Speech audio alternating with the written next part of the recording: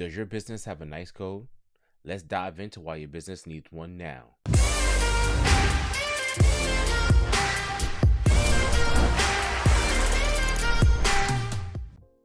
Hey, welcome back to the Believe It's Up podcast. If this is your first time here, we're doing a series on how to start a business. And if you've been a long-time viewer, thanks for coming back and watching us again. So today's episode is going to be on why you need a NAICS code. So you're probably wondering, what does NAICS stand for? NAICS stands for North American Industry Classification System. So it's just 6 numbers that's used to identify what class of business that your corporation may be. So whether you're in the food, the beverage industry, you could be in the mining, you could be a consultant, it all depends. First, it's used to identify what classification your business is in. The government keeps what they call statistics on the types of businesses, how many there are, if it's a minority business, things like that. Secondly, it's used on how to tax the business. So the IRS uses it to determine whether or not you could get tax breaks, incentives, and they know how to tax that certain type of industry. Another reason to go get a NAICS code is for funding and grants. So when you go find a grant or a loan for banking, they want to know what your NAICS code is just to make sure that your business falls in that classification of business they're looking to give that grant and or loan to. So it's very important to make sure that your business has one. Additionally, it's important to know what your NAICS code is, because if the government has programs that may have incentives for your type of business, you may be missing out because you may not be in the right classification of business. Additionally, if you then decide to go and attempt to get a government contract of some sort, they want to make sure that you have the proper NAICS code for that business. Because let's say, for instance, you're a restaurant, but you're applying to do maintenance at one of their federal buildings, it's not going to make sense to them. And going to be like, well, you're not in that type of business classification. So that's why it's important to ensure that you have the proper NAICS code. So what we're going to do is we're going to go and take a look at the manual real quick, and I'll actually leave a link down below where you can get a manual and also some resources, because it's quite difficult sometimes to find what industry that your business may be in. And I just did all the legwork for you, so I have a couple of resources that you'll be able to get to in a link down below. So let's go take a look at the manual real quick, and then we're going to hop over into ChatGPT to see some basic type of codes that you can possibly use. All right, so what we're looking at here is a digital download of the NAICS code book. So every couple of years they update it. This is the most updated one, is from 2022, and it just gives you a basic breakdown of what this book is, how to use it. So we're not going to go through any of this stuff, so we're going to take a look at the contents here. So it has the title, descriptions of industries. As you can see, it has all types of industries here: forestry, fish, hunting, oil and gas. It also has transportation, equipment, and manufacturing. So we're going to go over here. We're going to go down to page 26. Right. So we can see the basic structure of the NAICS code. So, it has subsectors here, which is, the first 3 digits, industry group, and then the NAICS industries. So it's a 6-digit number that they give you that you'll be identified as. So if we scroll down here, and this is just as an example, if you're in a crop production, you do oil seed and grain farming, this will be like the number here that you would use to detail exactly. Now you can have multiple numbers if you're like a farm, or if you're a business that offers several different types of things. So you don't have to just specifically stick into one industry. All right. So I just wanted to show you this real quick. This will be linked down below in the description, so make sure you go down there and you click on that, and you'll be able to download this manual as well as the resource.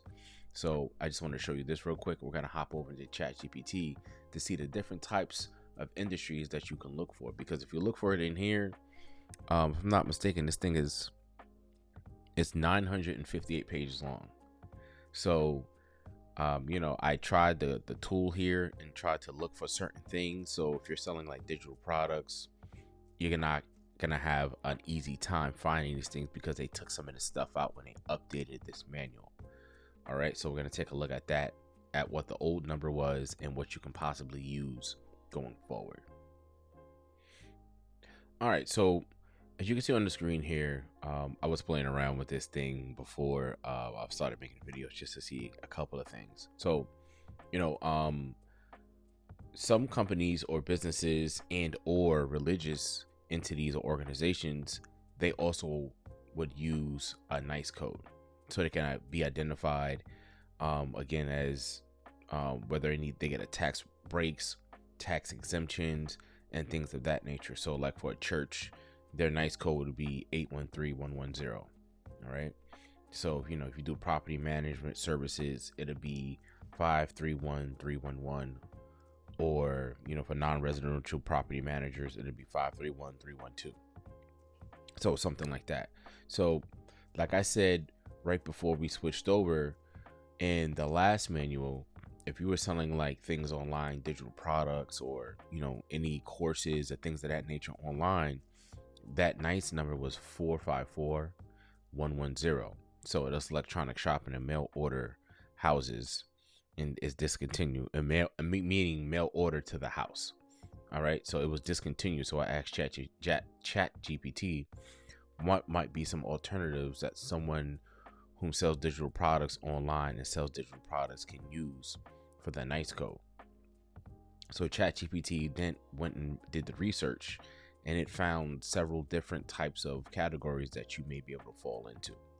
So you have 454390, which is other direct selling establishments. This category includes establishments that primarily engage in non-store related through direct sales, custom computer programming services for businesses involved in creating custom software solutions, including digital products, other computer related services, record production distribution for digital music and other similar digital content production and distribution.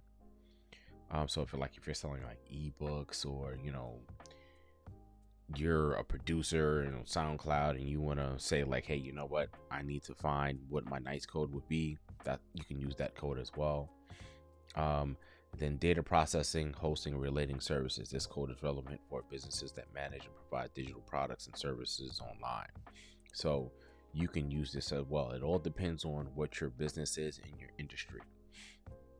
And like we saw above, 454110, it says that this code was recently discontinued. It's worth noting its legacy used in describing businesses that sell products via online channels. All right, so it was quite difficult for me to find actually where my company had fallen into place, given that this number was discontinued. So I had to go and find another code because you can use this and you can use this as experience for yourself. When you go and open up a bank account, they may ask you what industry that you're in, because they're trying to figure out what your NAICS code would be. And if you can't find that, then they may ask you for your NAICS code. But instead, you could just give them, this is what my NAICS code is, and they'll put it in and choose that. Because if you watch some of our other videos, when we spoke about some business names that are red flag, we went over certain types of businesses red flag in their systems, and you will not be able to process payments to them or even do banking with them as well. All right, so go take a look at those videos. It's a few episodes back, and you'll be able to see what those are. All right, so here are some other NAICS codes that I put together for you, just in case a lot of people are starting clothing lines and things of that nature. So these will come in handy for you.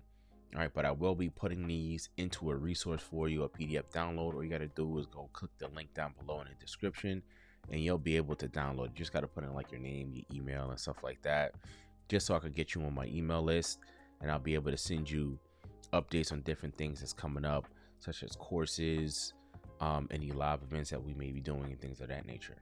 So I hope that you learned a lot from this episode.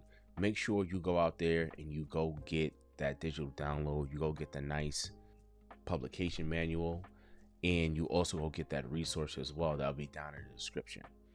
It may take you some time to figure out exactly where your business falls into, but just make sure you do your due diligence, you do your research, and you have that number handy. So, you get in your folder, wherever you keep your paperwork, make sure you write what your NAICS code is, because sometimes you may forget and you can't remember what it is, and now you got to try to find it all again. I had to go through that. So I'm just kind of giving you a little bit of some of my experience. All right. So if you can, please make sure that you like, you follow, and you share this with 2 people. And we're winding down on the end of this How to Start a Business series, and we'll be moving on into other things using AI, creating digital products. I'll have a lot of free videos on that. So make sure you go and follow me on social media as well. All right. So I'll see you in the next episode. Peace.